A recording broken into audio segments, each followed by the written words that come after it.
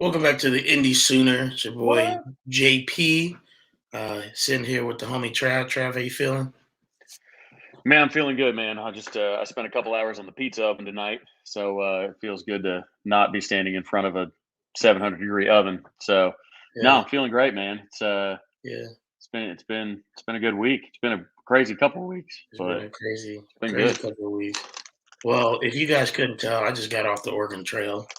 Yeah, no, you're like Smokey the Bear or Amish or something. I was trying to find a bucket hat because I was gonna be like, surprised Trav and have he normally wears his bucket hats. Then I put this on. I'm over here like I look like a pilgrim. So Travis, he's like, you look like a pilgrim, bro. And I was like, I know. I don't know what's up with this hat. Seriously, So I'm gonna take it you're off. But Plymouth Rock. You yes, brought broadcasting live from Plymouth yeah, Rock. my word. But welcome into the JP and Trav show. It's good to see everybody. And looks like we're 50 deep already, which is good. Got people in the comment section. Make sure you like, subscribe, obviously comment. Make sure you like this stream specifically so that the YouTube algorithm can pick it up. Make sure you share it on Twitter so that people can know we're in here. We're doing this. We're rocking, going strong for an hour, and then we're gonna head over to Twitter for OU members and news at 10 o'clock. Hopefully, trying to get some big guests on there tonight, as said by Travis. So, hey, let's start off with I think what may be the story of the week. Um, in Jaron Connect. Is that how you say his last name? Is it Kanak? Is it I think it's Kanak? Connect. Kanak? Okay, so essentially, Jaron Kanak equals Baker Mayfield and what he did from all intents and purposes. Seems like he just enrolled. Brent Venables said, "Look, I'm not going to recruit the guy. Brent Venables is a great guy. He's not going to do that. He didn't want to go after him because he was a Clemson commit. He had too much respect for Dabo. But Jaron said, you know what, Brent? I don't care. I want to play for you, dog. So I'm coming to your school."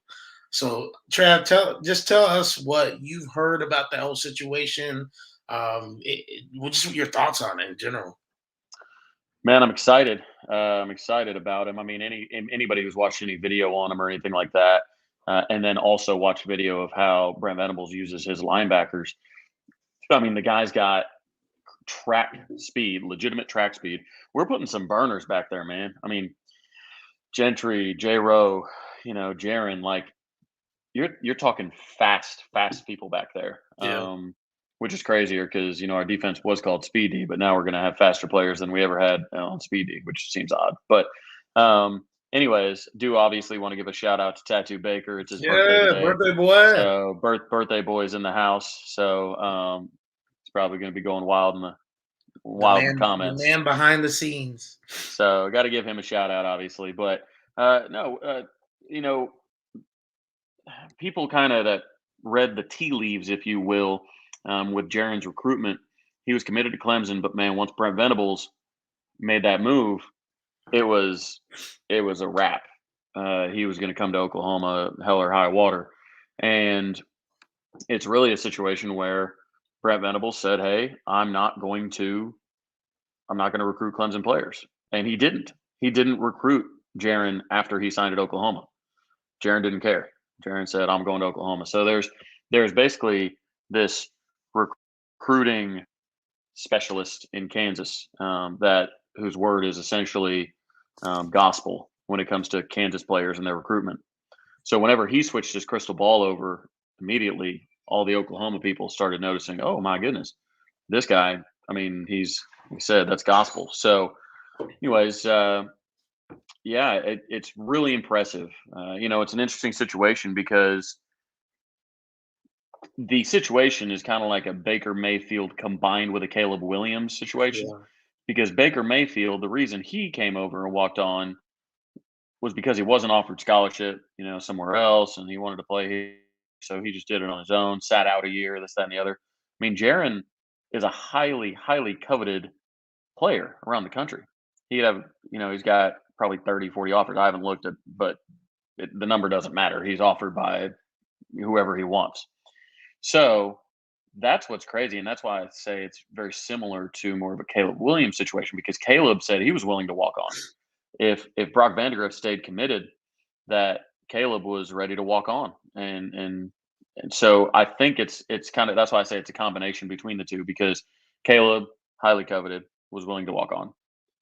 Jaron, highly coveted, just showed up on campus in the directory, not even making an announcement or anything. He still has his committed to Clemson tweet pinned, which is Yeah, wild. yeah, So, but yeah, a lot of guys like Parker and Brandon, those guys, they were all over this recruitment, and really, really wasn't much of a surprise. It was just kind of a when, not an if, Jaron was going to come. So right. exciting times, because this dude's a monster. He's got 2 videos that are kind of approaching viral, but he's got the one run where he runs over like 6 or 7 people on the way to the end zone, and then he's got the other one that's actually a track video, that is just him just walking dudes in the 100-meter, which is very impressive. Yes, Blanket said there's going to be one at 10 p.m. Yep. OU Rumors and News at 10 p.m. We'll get a reminder, OU Rumors and News at 10 p.m. immediately following the JP and Trav show. So, obviously, Trav, we know that the last week and a half has been really just nuts. It seems like for Oklahoma recruiting, there's just been a lot of smoke, a lot of locks, if you will. We've been seeing the lock emoji tweeted out, the LOLs, obviously by most recruits, spearheaded by none other than our boy Kobe McKenzie. And so it seems like there's up to 7 locks now. What can you tell us about what you've heard in the recruiting realm? Who those names could be? If we might be shocked by some of those names, even if you can't say it. And obviously, there's probably going to be even more of that potentially expounded upon in the space maybe later on tonight by whoever decides to come in there. If Kobe does, of course. But what are you hearing? Um, I I'm hearing that it's all 2022 right now, which is great. The LOLs obviously, were all about, hey, everybody wrote us off. That's what I love about this recruiting class, man. This recruiting class has an opportunity to really be the kind of the embodiment of the Oklahoma mentality that we're after, right? The Yeah, program guys. Like, it feels like we have a lot of program guys in this class, and they're kind of taking offense to everybody writing them off, and everybody saying, "Oh, Oklahoma's in shambles. Your coach left you. You're gonna like," and they're taking offense to it. So that's why the LOLs come out is, it's they're kind of getting the last laugh.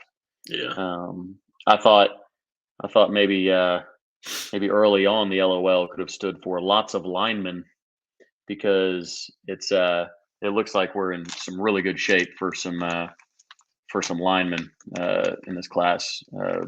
Defensive linemen, offensive linemen, those trenches are going to matter yeah, so much. So, and we've got a lot of talent already on the team in that aspect, especially with Schmitty getting back in charge. I think it was Marcus Hicks that talked about. He told his dad. He said, "I'm not excited for the workouts. I'm excited for the results." So I think guys just legitimately know, hey, look, we're gonna be pushed to the extreme. I was hanging out with Jordan Kelly and Pat Fields last night, and kind of talking about, because they've been around the program long enough, whatnot, and uh, they know what kids are going to do. They know what they talk about, things like that. So when it comes to transferring, opting out, those kind of things, what they talked about was really what we'd kind of been talking about. These guys, they have the microscope on them right now, and Schmidt's first year back, and guys that were maybe going to transfer, or maybe after a couple workouts in a normal year. If Schmidt had been our strength and conditioning coach for the last 10 years, and somebody comes in and they don't like the way he's working them to death, they might have transferred out. But with him, this being his first year, and all the former players just really keeping an eye on him, saying, "Hey, this class, let's see how they handle Schmidt's workouts. If you transfer out now, oh, you're going to be killed on the internet. You're going to be killed. You're going to be called every word in the dictionary that you don't want to be called." yeah. So I think it's interesting. I think the timing of it, and I think the pressure from the other players are going to keep some of these guys locked in. And I'm really excited. And I've said, especially with our young guys, I feel like we have a whole new side of our roster we haven't even unlocked because Yeah. Schmitty has that power to unlock them. Yeah. And then Venables, I mean, it's a twofer.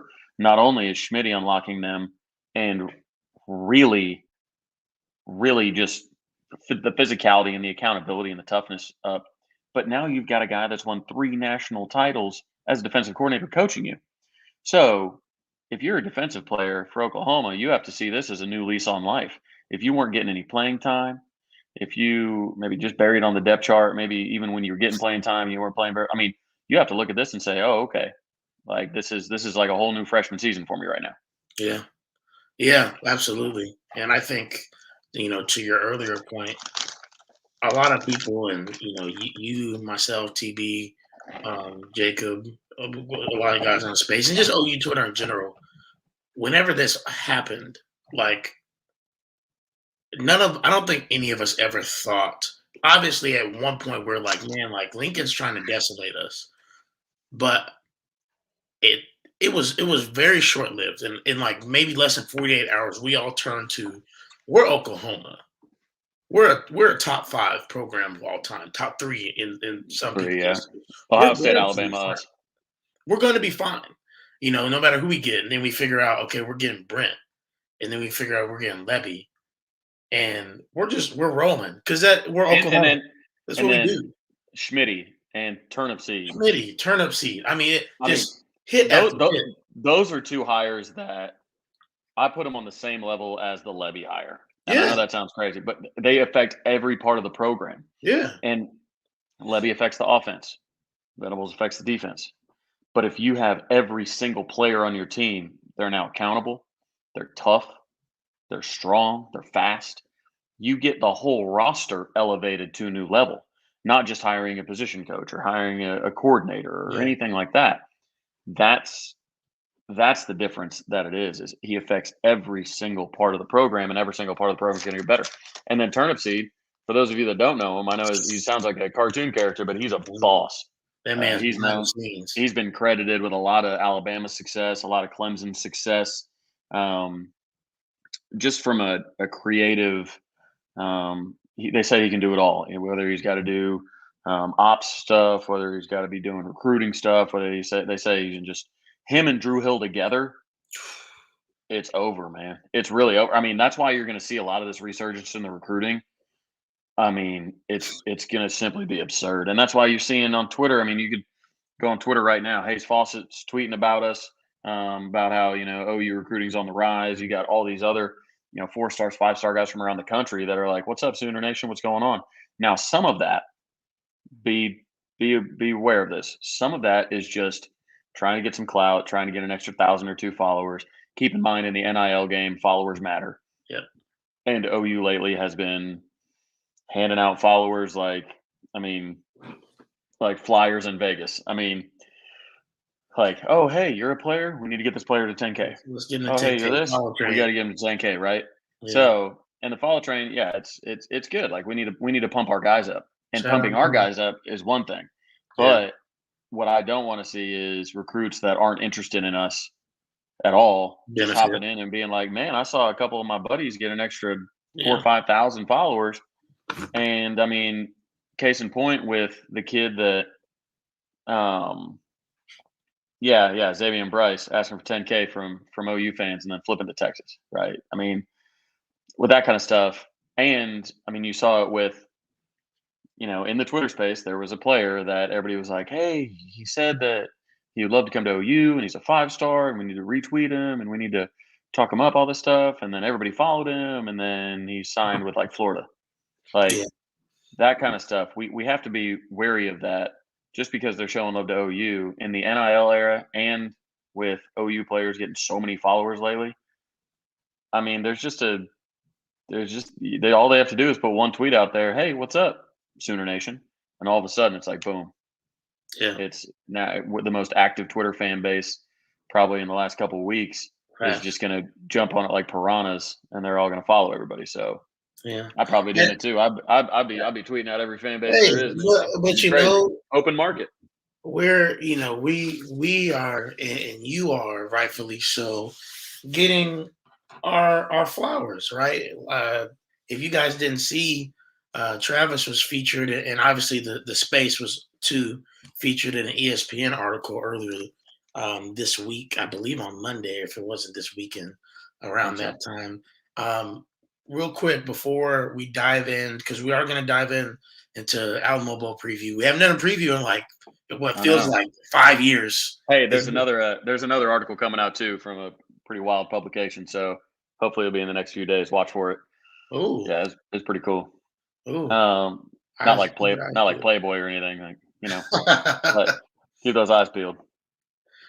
But yeah, man, just tell us about that whole experience. Like, did ESPN reach out to you? I'm assuming, and Yeah, it's kind of cool because I wanted to make sure that he knew OU invented it. Not invented yeah, spaces, but we were the ones that kind of organized first. facts. And the other ones were very reactionary and very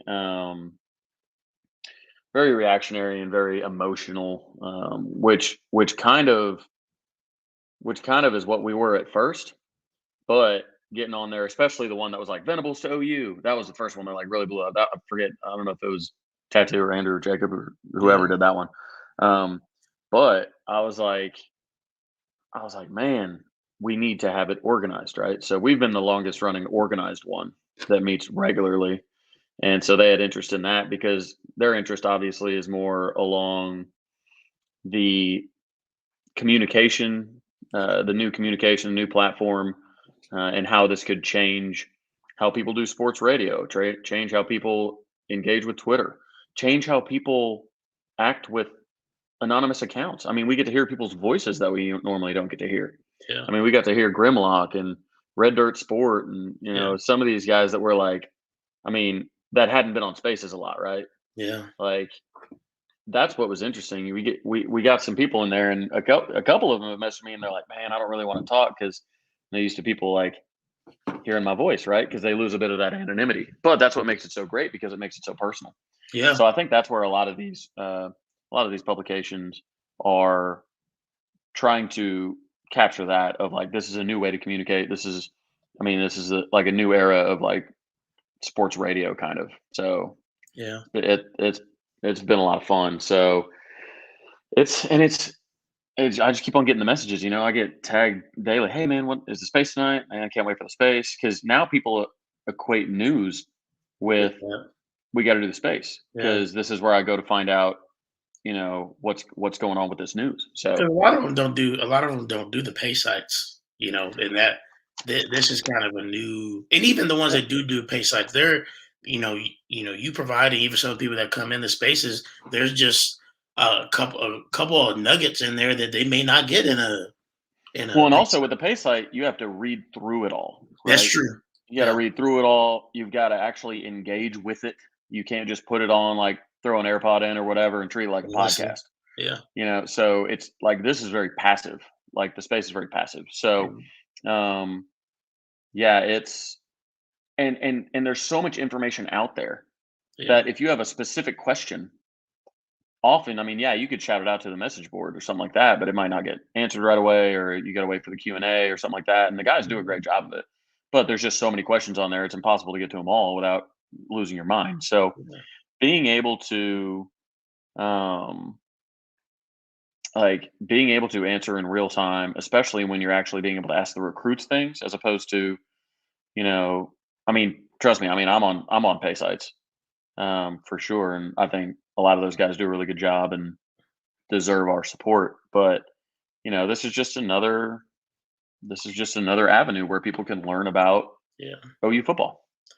Yeah, and and it's been really cool to see the progression of it, and I think people, no matter what people say, I'm not throwing shots at anybody in particular, but I think there are some people probably out there that think that the spaces are irrelevant. You're not going to hear anything.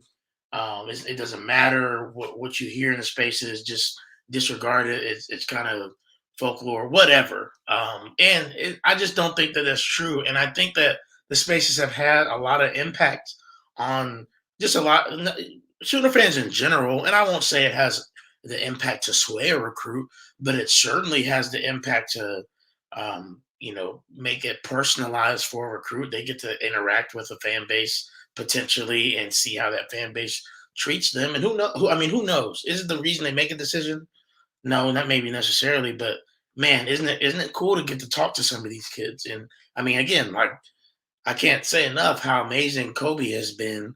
And it's like imagine if we didn't have these spaces, we maybe don't get to hear this about Kobe until he's halfway through his freshman year or whatnot. And he may not get to speak in public, but we actually get to hear this in spaces and hear him talk, Yeah. I guarantee there's a different appreciation by a lot of OU Twitter of Kobe McKenzie now, because I think a lot of people had he not been in the spaces and active and things like that. I think there would have been a lot of people hung up on him committing to Texas Yeah. and then flipping back. I think there would have been, if you don't get an opportunity to kind of tell your side of the story, then people are going to run with whatever they want, right? I mean, we're seeing that with a lot of the coaches. So, I mean, that's a bit of the cool part about it is people are able to tell their side of the story and just tell it in a fun, like meaningful way.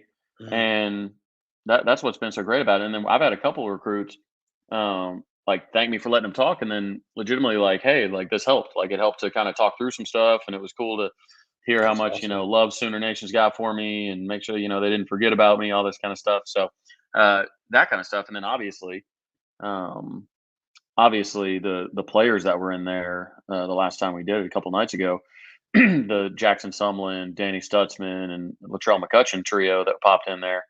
I mean, they were like, "Hey, man, this is a blast. Like, appreciate y'all. Like, let me on." Even, I mean, Trell especially was like, "Man, this is more fun for me than it is for y'all, man." So, um, yeah, yeah, Dindy's dad and him didn't get paid. So, um, any other excuse being BS is just wrong because they aren't excuses; they're reasons. Dindy's family didn't get paid, so you can kill that. Um, yeah. So, but again, that's the fun. It's the engagement, and it's listening to people's voices, and yeah. Jaron had been in there a bunch of times. I asked him if he wanted to speak. He's like, "No, I'm just listening." Like, I mean, I asked him. I was like, "Hey, man, if you want to announce your commitment on the space, man, that would do some numbers." Yeah, that'd But be amazing. And yeah, again, it goes to show. I think that collectively there is an impact that's being had. Maybe individually you send a tweet out like we always talk about. Don't tweet at recruits, which is true, but this is kind of a new era where it's like, okay, you can talk to recruits, but because the space is controllable, if any and like you said, it gives a voice. If anybody's reckless, they will one be found out, but they'll also two, you can just boot them out. You don't have to listen to that BS. You can actually let the conversation be cool, chill, and it's nice for the recruits. Like you said, they feel like they can get it off their chest. And so, Sooner fans that's on here, don't let anybody tell you like that being on these spaces or engaging, asking questions is not impactful. It is, and it's unprecedented. And that's why ESPN wrote an article about it. And it's fun to be a part of. So keep doing it. We're going to do it again here in about 30 minutes, right? Let's keep it rolling. It's been amazing. And Trav, thank you, bro, for just, being willing to be a servant of the people, man. I don't know how you get sleep, but you do it, man. dude, that's part of. I actually had one of. Um, I had one of the guys that's been on the space a lot lately, hopping in the YouTube and whatnot, been really supportive. Um, he reached out and he's like, "Hey, man, why don't you just do these every like 2, 3, 4 days? Let the news build up a little bit, Yeah. so people can build questions and all that kind of stuff." And we were down to like 700 or 800 a night, Mhm. and then once we did the big recruiting one when Kobe was blowing it up and all that, we got to like back up to like 1700, 1800. 17, yeah. Well, I'm like, man, I would love to just like get a little bit of rest and get some of my social life back, and actually like be more effective at work with how busy we are right now. I mean, we're Yeah. having the biggest month we've ever had. So it's and I think we can line up better guests too. Not better guests, but um Maybe a just variety different, and getting some time ahead. Like, hey, it's easier to reach out to somebody and be like, hey, if you want to be on this space, like I'd love to have you at, for like 10 at minutes. this time. Yeah. in a couple days. You know what I Yeah. mean? So it's Not different. like It's different to be like, oh, every night. But I was yeah. forced into doing it every night specifically because I'm a restaurant guy, right? Yeah. You if you're not consistent with your hours, then people will not trust your hours, Yeah. and they won't show up. Yeah. They'll be like, we're gonna go to this other spot because that place last time we went by they were closed. Yeah. So, um, man, this JA thinks, man, he knows all kinds of stuff about this Dindy recruitment, don't he? But anyways, the the space, yeah, like I said, the 2 or 3 day thing is gonna be great. And I think honestly, the guy reached out to me and asked because he said he'd been sleeping on sleeping in the guest room for like a week and a half because his wife wouldn't let him be on the space and listen all night. So it was him and the dog in the guest room. It was hilarious. So I think Yeah. part of it was him like just trying to get back in bed with his wife every once in a while. My gosh. No, and I think as somebody said, as the this is all new, and as that stuff kind of spaces out, I think OU rumors and news info can find its niche in doing that. Even kind of like we've done in that we've kind of solely taken over Wednesday nights, and it's been we've been consistent at it, and obviously I think since the coaching search has kind of brought a lot of people over here, which has been nice, and hopefully we get to keep that going. But it's kind of fun being like every Wednesday, people know that they can expect JP and Trav to be Yeah, on it's reliable. 9 p.m. Central Time, and so like I'm sure the same thing could happen for OU rumors and news, and and we're different. Like obviously we can do this here, and you get to say a lot more here. Obviously you talk a lot in the spaces, but a lot of times you allow some guests and recruits and Parker and whoever else, which is great. That's a great part about the space. But here, we can kind of get down to nitty gritty about specific things. You may get to talk more here, and so they work well together, which is why I love doing it even back to back because they are different, but they're all good Hmm. for Sooner Nation. There's a lot of good Sooner podcasts out there, and I'm just grateful that we get mentioned in some of that, and that OU rumors news and info has taken off the way it has, man. So Yeah, yeah, I it's been appreciate it's been a lot y'all, of man. fun for sure. I do think so. I forget who. Yeah, Chris Parrish talking about YouTube Premium. That I was thinking about that today. The best investment that I've, you know, not maybe not the best investment I've made, but a great investment has been that YouTube Premium just to be able to start a video and then close the app and go do other stuff. Yeah, so you don't have to.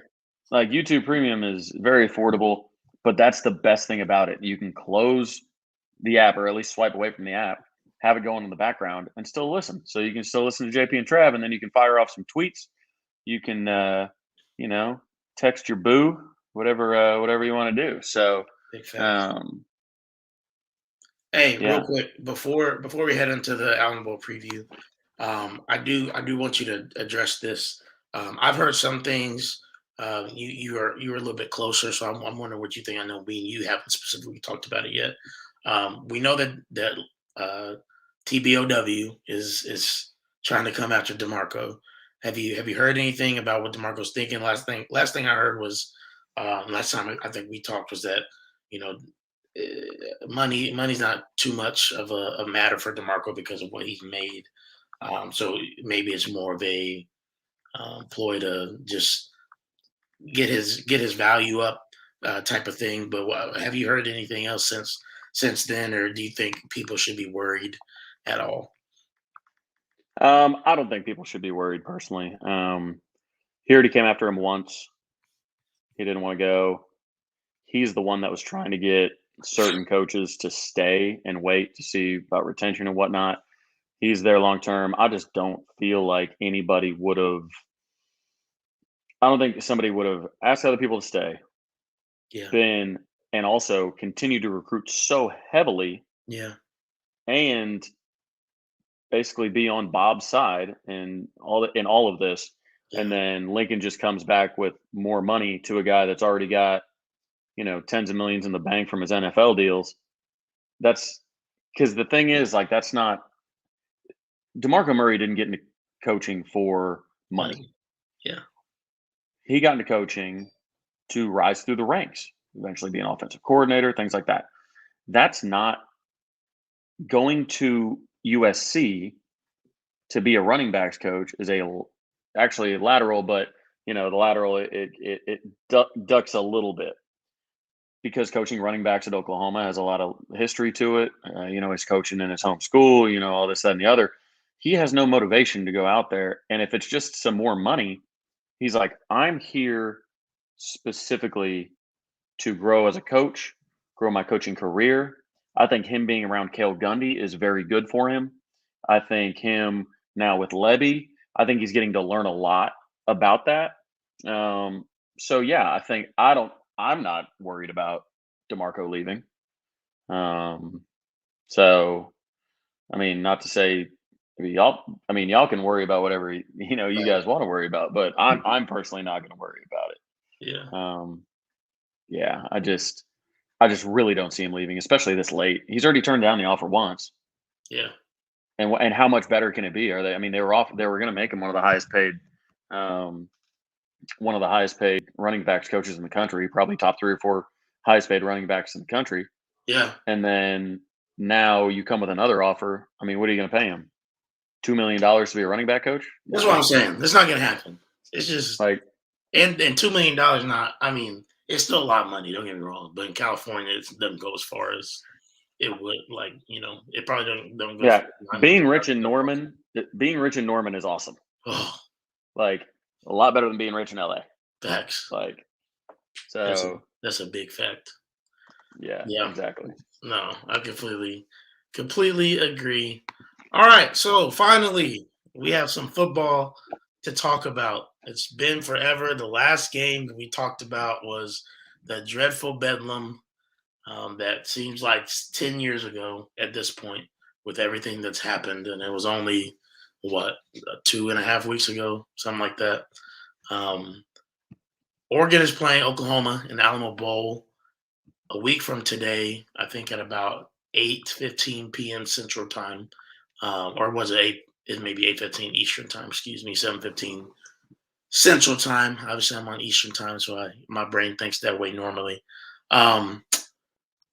Oregon has been up and down this year. Obviously, the pinnacle of their season was beating Ohio State in the shoot. And a lot of people saw that as kind of a fluke win because after that they didn't really they didn't. There's nothing to write home about, right? They lost to Stanford, who was a 4-9 or something like that, 4-8, atrocious. They're really a run heavy football team. Their quarterback is not great. He makes a couple throws a game.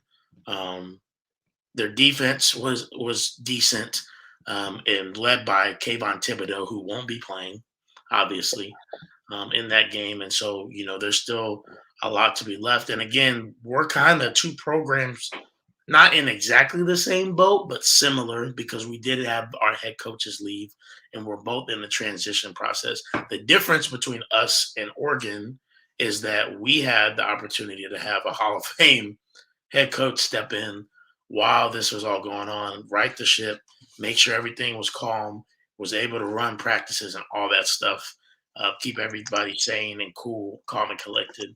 Whereas Oregon, they've had to kind of shuffle. And I'm not sure how ready they're really going to be, nor how motivated they're really going to be for this game. I think Oklahoma's going to come out motivated just to prove we're OU, we're not going anywhere. I think Bob Stoops going to have them ready.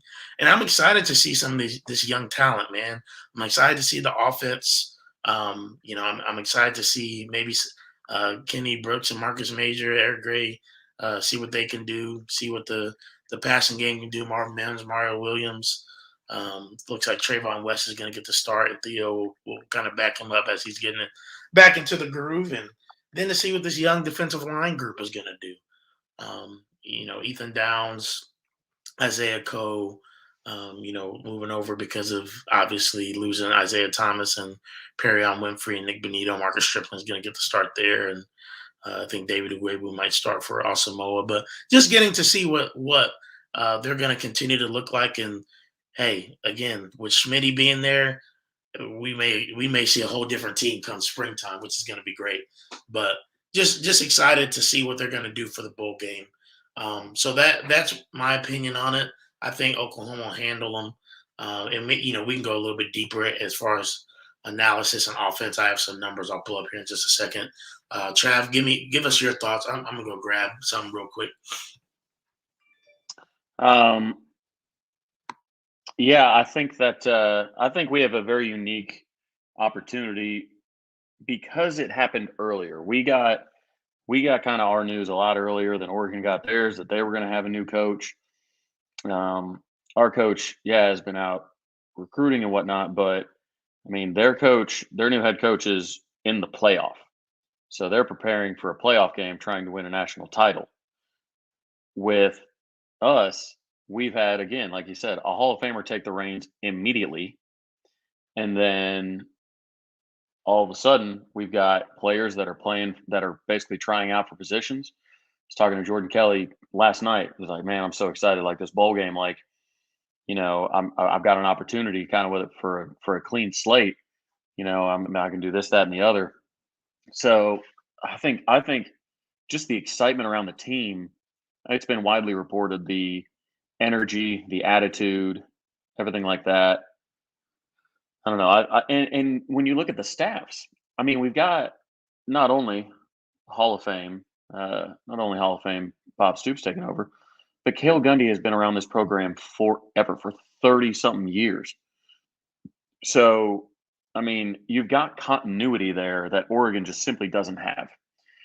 So when you pair their best players not being available, I don't think their starting quarterback's going to be playing. Kayvon's not going to be playing. All that. Is their starting quarterback not playing? I don't believe so. Oh wow. I gotta check on that, but I don't believe so. So you have less time to prepare, with less experienced coaches as a support staff, with a not Hall of Famer interim coach, and just an energy around the program that's different. And we've just got a more talented team. I mean, it's simple as that. We're just a more talented team. So, I mean, I think if anybody has listened to the reports about the practices and whatnot, apparently they've been electric. It's been fantastic. Haven't missed a beat, but really, really excited about playing in the bowl game. So, because a lot of guys that were going to opt out got talked back into it by the rest of the team, saying, "Hey, it's kind of our last run. Let's go out on top." A lot of people, like I said, a lot of people declaring, not sure what the next coaching staff's going to have in store for them. So, I think the last hurrah. I mean, even with Bob, I mean, we all thought Bob coached his last game, but this really feels like it's Bob's last game. So, I think just from like I said, not necessarily X's and O's we're diving into, but just from a mentality standpoint, I feel like we're set up extremely well. Absolutely. Yeah. And you hit the nail on the head. Just the difference, like you said, and like I said, my first point, Bob Stoops being able to step in there is a lot different than having, even a guy that's been there, like Oregon had their interim guy, even though Dan Lanning's coming. It's not the same. It's different when you have a Hall of Fame head coach step in and really reinvigorate the players and the fan base the way Bob Stoops did. I mean, Bob Stoops is already a legend the way that he left our program, because he saw he had the wherewithal to say, "Look, I'm kind of done. I'm kind of burnt out. I don't want this program to falter." And he gave it to Lincoln. And obviously, we can say hindsight 2020, like Lincoln betrayed him, but at the end of the day, what he did should have theoretically set up OU for success the next 10 to 15 years, right? And so he was so selfless with that. And then to have the guy he handed it off to do what he did, for him to step in seamlessly and say, "No, this is still my program. Like, I still love this place." He's even more of a legend than he already was. And so you have players that want to run through a brick wall for a guy like that, and then you add on Brent Venables, and it's just a concoction of all of it. And I'm just looking forward to seeing the Sooners play some ball. out there. Just for some numbers, Oregon's offense averages about 31.4 points per game, about 418 total yards per game. And again, that's with their starting quarterback too. Like Trav said, doing more research into that. Not sure if he's starting. Um, Looking at the two quarterbacks, the competition, our boy Jacob Major pulled up some stats for me. Caleb Williams, who played pretty much 6 games total throughout the year, maybe 5 to 6 games really. Um, he was 18 touchdowns and 4 interceptions, and obviously had 24 total touchdowns, including rushing. Their quarterback had 16 touchdowns passing. Total touchdowns was 25, and he threw 2 more picks, and that's in a whole season. Caleb did that in half, right? And so, looking at it, clearly we have the edge at QB. I would say we probably have the edge at on the defensive side of the ball as well, with Kayvon being out now. Again, we lost our guy Nick Benito, who for all intents and purposes, is kind of 1 and 2 with those two as far as edge rushers go in the country. But I think that you're going to see Oklahoma's defense hopefully do some good things. Hopefully they'll be motivated. Hopefully they've had good weeks of practice and be excited and ready to hit somebody. And then offensively, man, I don't know. You got to think somebody's going to have a coming out party. I don't know who it's going to be. I don't know if we're expecting it to be Marcus Major if he gets some carries. I don't know if we're expecting it to be Mario Williams to finally break through and have one of those games. Even Marvin Mims. Obviously, Marvin Mims had a couple, but he didn't have the games we maybe were expecting him to have this year. So we're going to do this real quick, and you guys can talk about it in the chat too. We're going to give one offensive X factor, or maybe offensive person we're expecting to explode maybe and show up, and then defensive person we're expecting to show up kind of out of nowhere. So I'm going to start with defense. Defensively, I'm expecting this to be an Ethan Downs coming out party. I would love to see him get 2 sacks, be in the backfield a lot. I think that guy, he's already a monster, and it already means so much to him, right? Being from Weatherford, being an Oklahoma born and raised fan, and son of Oklahoma, essentially. He was already doing so well this year as a true freshman. When you get that kid in the gym with Smitty, the way he works, dog, I'm telling you, look out for him next year. And I'm hoping he has a great bowl game next Wednesday. Trav, who you got for defense? Man, I'm biased. I feel like I got to go with somebody that's on their way out, right? I feel like make a final stand for, I don't know, it might be. You know what? I'll go with Pat Fields. He wants to blitz a lot. He's like, you know what? I've gotten home on the few times I have blitzed. I want to do some stuff. It's his last game. He wasn't even going to play in it. He got talked back into playing it. And yeah, I think it's an interesting thing, because I think there's a lot of older guys that want to leave their stamp on the program as their going out party. The younger guys, they've got a long career ahead of them. So I don't know. I think I'm going the old head route. So, but man, offense is so tough. I mean, it's a cop out to say Caleb Williams, but I mean, I think he's going to tear it up. Brent been talking about him like crazy. Yeah, I think he's going to tear it up. Been hearing he's been tearing up in practice. Yeah, so that's tough. Yeah, I mean, look at guys like, man, we have so many just jewels like Brian Darby and Trayvon West, and guys that are burners, and yeah, I don't know. It's tough. I don't have a. I'll go.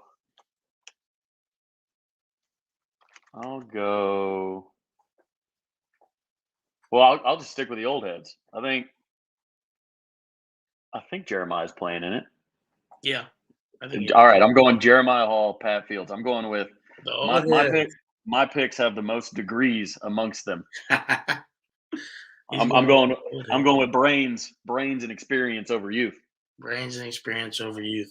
I'm with the youth movement, and I've seen this name a lot in the chat. I think Mario Williams is going to show out next Wednesday in the Alamo Dome. I think he's going to get hopefully some touches that maybe we would have liked to see him get some screen game, getting him a shot downfield, something like that. I think Kale's going to have some stuff up his sleeve, maybe end around. I don't know, but we've always said, and Trav, you and I said it kind of at the beginning of the year, when Mario gets the ball in his hands, he's electric, and he looks that way. And we never really got to see it this year. And obviously, he was hurt for a portion of the season too, and that matters.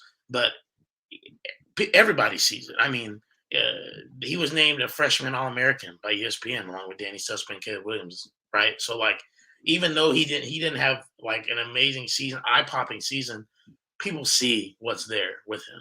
Yeah. And so I would love to see him just go off in this game. So that's going to be my choice for the offense. It'll be interesting to see with Kale calling the offense. Yeah. Because I think, again, Kale's been in so many bowl games. Yeah. He's been around the program so long. I think he is going to have a lot of fun. Yeah. A lot of fun on his who knows, maybe his last time calling an offense in a long time. Yeah. Majors next year, huge year. He's got to stay eligible. That's what I mean. I've been told that he's the best back on the team, that he's a freak, that he needs to do this, that, and the other. But a lot of people are having some revisionist history, and they're saying, "Oh, well, Lincoln didn't use him enough." He was ineligible for most of the year. He couldn't play. It wasn't that Lincoln didn't want to play him. Yeah. He couldn't play. And then he comes back. I think it was against Tech. Fumbled the ball. That's not a great way to come back. You fumble the ball. Yeah. He was running hard. But it went out of bounds. Yeah, exactly. Still did. And then he gets the flu, so he doesn't play the next game. So a lot of stuff kind of got in his way, but he needs to take care of himself, needs to take care of his grades, needs to stay eligible, because he's a monster. So it's we've been hearing that for years too. JD Reynolds we've been hearing about it praises since he was a freshman. And I don't think anybody wants Marcus to go off more than JD Reynolds does. He called that out early. He's been saying it, and I feel like you just look at him and you're like, my word, like how is he not going off? And then like I think that's why everybody's excited. You get him with Schmitty. Like think about what Schmitty did with like Rodney Anderson, right? Like that's Schmitty built right there. And Major's already so just physical, and his build is nuts. To think you get him with Schmitty, the potential is unlimited. But like you said, he's got to take care of himself. He's got to be eligible. He's got to stay out of trouble. I'm not saying he's been in trouble. I'm just saying he's got to do everything he can to be on the field, because the talent's clearly there. So I think it'd be fun to see him go off. Obviously, we saw that little run he popped at the end of the Florida game, in the bowl game last year, that had us all like, okay, like Marcus Major, like maybe he's turning into something. Yeah, everybody against Florida was running it. Everybody. McGowan was, I mean, he should have housed that, but he was a little got caught a little slow. Let's do score predictions, and then we'll do questions, and then we'll get us out of here for OU rumors and info in about 11 minutes. Score prediction, guys, go ahead and drop it in the chat. My score prediction is going to be 38-21 Oklahoma. Again, I think OU is going to come out hot. Oregon's missing a lot of people. Oklahoma's missing some people too, but we still, for the most part, have our team intact. And again, we're kind of looking forward to this, because there's just been a super bad taste left in not only obviously fans' mouths, but players and coaches' mouths since Bedlam. And I think they're ready to get back out on the field, show that we're Oklahoma, and look forward into next year with Brent Venables leading the charge, and say, hey, we're going to build off of this momentum, not only in recruiting, but on the field too. OU Sooners are here to stay. We're not going anywhere. 38-21. Yeah, I think Kale dials up some wrinkles. I think we play motivated. These always come down to who's healthy. Now we got COVID to worry about, who's opting out, who's motivated. who's, this, that, and the other. And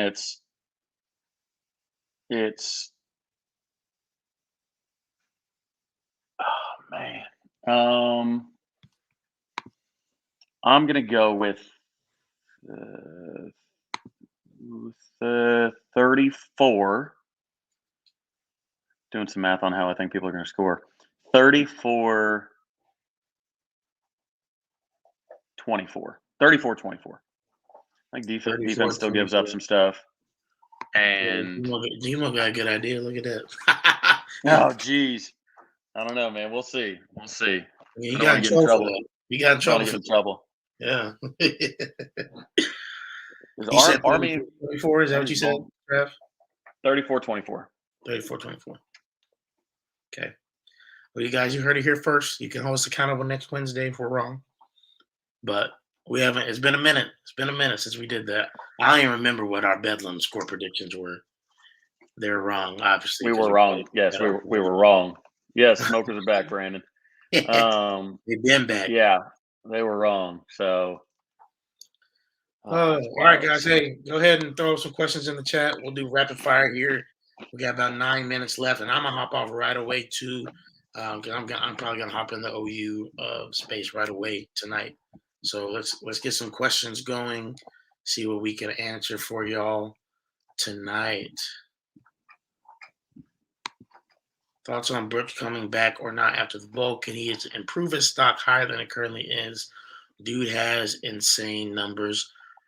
I personally, for me, I wonder if Brooks can, because I think some people will say that, and we talked about this last week, Kennedy looks slow when he's running, but he's really not, and he does have good burst.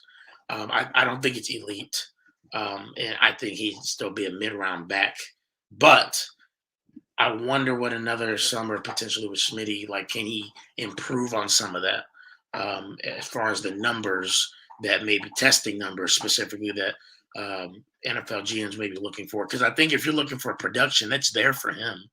It's there for him. He's rushed for 1,000 yards in 3 seasons at OU. It's there for him, just like it was there for Samaje, right? P. Ryan. Mm-hmm. Joe Mixon was clearly the higher upside, but Samaje did enough production-wise to still warrant a 4th-round draft pick.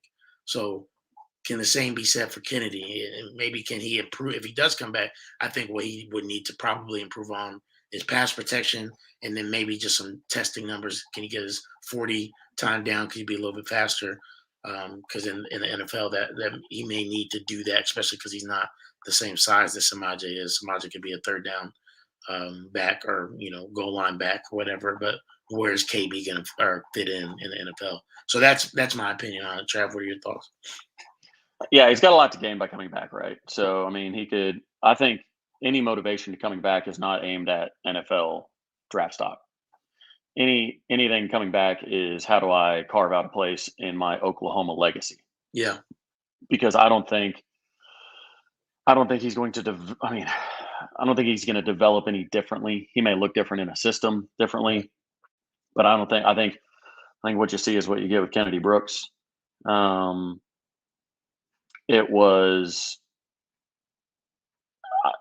I think he leaves personally. I'm not sure how motivated he is to carve out his place in history at OU versus going to say, hey, because he's not one of the players that's getting the $1 million deals and whatnot. Like, he still wants to go get paid. So he already opted out of a season once to make sure that he was healthy. This is a guy that understands that running backs don't have long lives in the NFL. So yeah, I don't think we're going to see him back. All right, I picked one. You pick one, man. What question do you see that you want to pop up there? I'll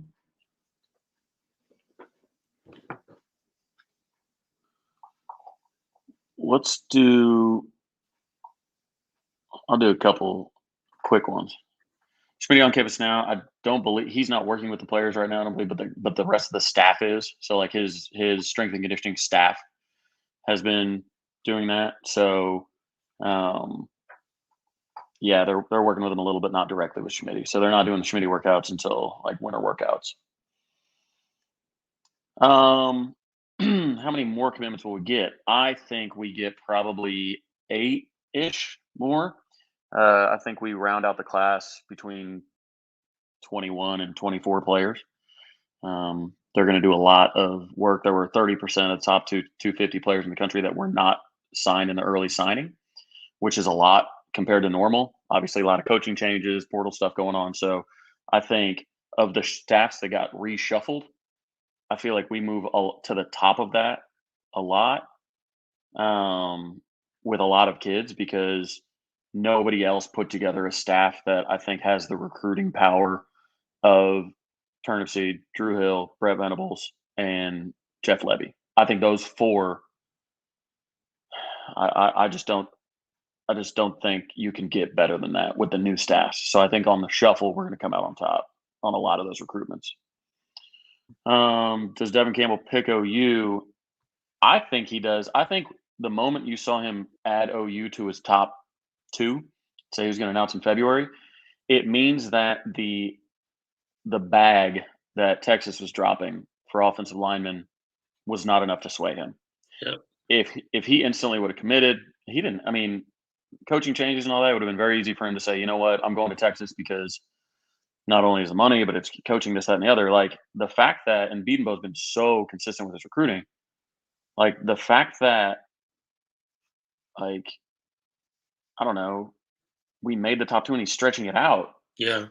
Every day this goes longer is better for us because it showed their first bullet in the chamber, which is $50,000, that missed because it didn't sway him. So not to say it won't sway him in the future or that they aren't setting up other deals for him right now. Who knows? Yeah. Thanks. I think Grimes does break out next season. I'm not sure. Look, Brent Venables is going to find a way to work with Clayton Smith. Obviously, Clayton Smith was specifically recruited for that edge rusher role, which you don't see as much in the Brent Venables system. However, Clayton Smith is too talented, and Brent Venables is too good of a defensive mind to not figure out a way for Clayton Smith to work and his defense. So I do think that Grimes specifically definitely will break out. Clayton Smith, I think he'll have an opportunity as well. Let me see. Do you think that we find a way of getting Gray in space next year? Yes. I do. I mean, watching any Levy stuff, yeah, absolutely. I mean, that's your goal. That's why you sign a guy like that, is to try and get him in space. So, yeah, absolutely. Do you see Brent Venables use or develop Connect like Isaiah Simmons? Hard to say. I mean, Isaiah Simmons is a generational type of player. And again, not that Connect is not good, but I don't want to put that on him to say he's going to be an Isaiah Simmons type guy. Though, if anybody can develop that type of guy, it's definitely Brent Venables. So, I think Jaron Connect is going to be Jaron Connect, and whatever that turns out to be, I think will be good for Sooner Nation.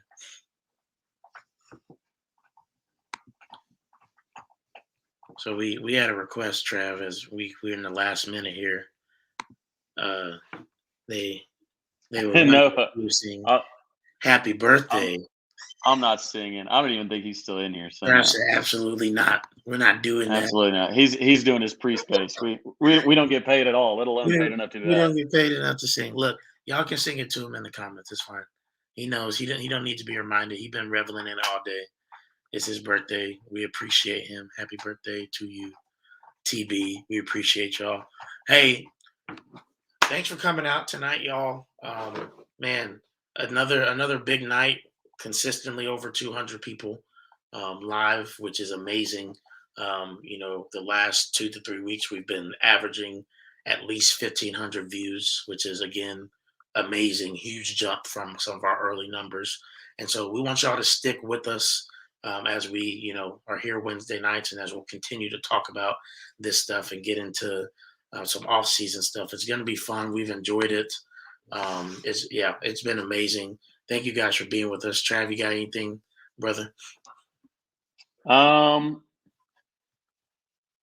No, I don't actually. I mean, I'm so appreciative. I mean, we're at 200 people. This is amazing. I mean, we used to basically be talking to each other and I Yeah, think a couple other people, man. It was real tight. So yeah, no, it's a lot of fun, man. I appreciate y'all jumping into this and interacting and liking and subscribing JP's page and whatnot. So um, yeah, looking forward to next week, next Wednesday, bowl game. We might have to do. We'll have to figure out the yeah. schedule next We'll week. have to So pay figure out the attention. schedule next Wednesday. Maybe we'll move it back or something like that. We'll figure it out, but we'll get it going. Hey, y'all go ahead and head over to OU rumors and news on the Twitter space. We will see Yeah, I'll y'all. start it in a couple minutes. Boomer. See you guys.